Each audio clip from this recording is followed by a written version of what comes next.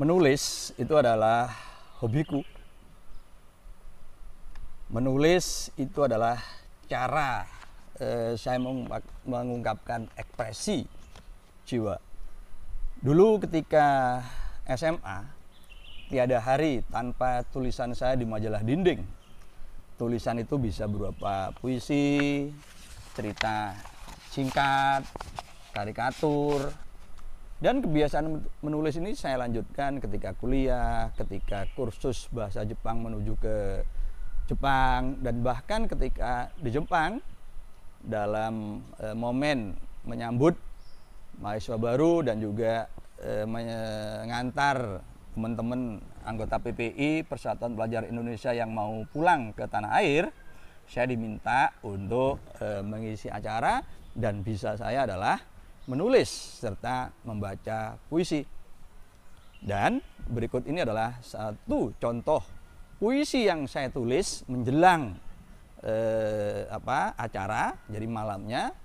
Nah, kemudian saya bacakan keesokan harinya. Nah, mari ya kita simak. Judul puisi saya adalah Negeri yang Malang.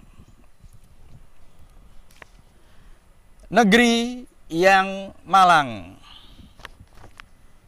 Tuhan sayang, ya Tuhan sayang. Tak terasa 5 tahun aku hidup di negeri orang. Dalam suasana yang senantiasa senang, sebab saban hari asik begadang tanpa harus capek mikirin utang. Sesekali kami pura-pura stres dan tegang, agar dikira memang sedang berlaga atau perang dengan sensei yang sering kami anggap garang. Lalu saat pulang dikasihani istri tersayang dan diajak bercanda di bawah lampu remang-remang.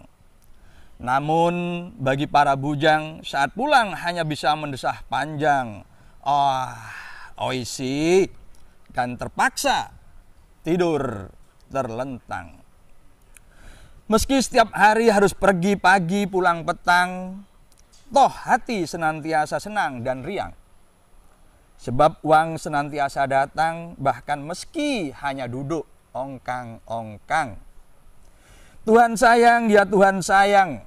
Sungguh enak tinggal di negara Jepang, kadang terselip keinginan untuk tidak pulang. Apalagi mendengar di negeriku banyak pepohonan ditebang, ditambah berita banjir bandang, dan orang dihasut untuk berperang oleh politisi berkualitas kacang dan bermental binatang. Jepang, oh Jepang, saat musim panas datang banyak monyet mulus berjalan setengah telanjang, dan nonik-nonik berlomba pamer barang terlarang membuat mata lelaki melotot sebesar keranjang. Lantas ingin memperpanjang masa bujang dan bersimulasi sepanjang malam dan siang sambil menikmati bayang-bayang. Waktu bergulir terus tak bisa ditentang, sampai tiba saat harus pulang dan membangun negeri tersayang yang dari hari ke hari terus bermetamorfosa jadi kebun binatang. Indonesia sayang, ya Indonesia sayang.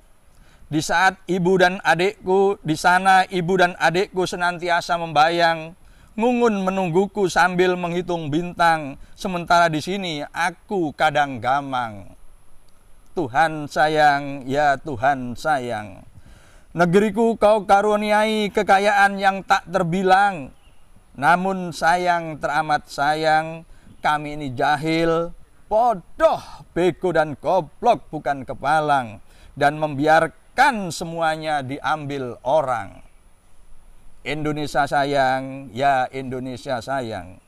Sungguh nasibmu teramat malang, dihuni orang yang amat menyukai hutang dan tak pernah kenyang. Hobinya jual tampang dan tampil berdiri sambil berkaca pinggang. Indonesia sayang, Indonesia malang. Lama kami berguru di negeri seberang. Mulanya sih bertekad jadi pejuang, agar nantinya mampu mengakhiri status sebagai negara berkembang. Namun sial, teramat sial, bangsa kami malah menjadi terbelakang sebab kami pulang tanpa gagasan-gagasan cemerlang.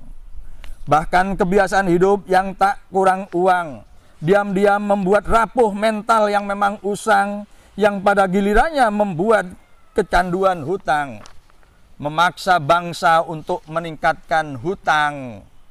Kini Indonesia terus meradang, diinjak-injak politisi yang gemar memfitnah dan menghasut orang, dikibuli konglomerat dan pengusaha curang, dikhianati para sarjana yang ternyata kemampuannya ngambang, dipenuhi pemimpin rohani yang gampang tergiur huang. Indonesia sayang, ya Indonesia sayang, engkau dihuni orang berhati keras, bak batu karang, yang mukanya tanpa garang, saling tendang bukan lagi perkara jarang, bahkan kini senantiasa siap untuk berperang. Oh negeriku yang malang, tinggal hitungan hari aku kan datang, akan kuceritakan kesaksianku selama hidup di tanah seberang, khususnya bagaimana anak-anak bangsamu melakukan sepak terjang, agar engkau tahu siapa yang benar-benar pejuang. Kagal Miyama Koeng, 10 Maret 2002, penyair Kacangan. 10 Maret adalah tanggal kelahiran belahan jiwaku yang mendampingiku selama 4,5 tahun di negara Jepang, sehingga aku tidak pusing bukan kepalang. Salam.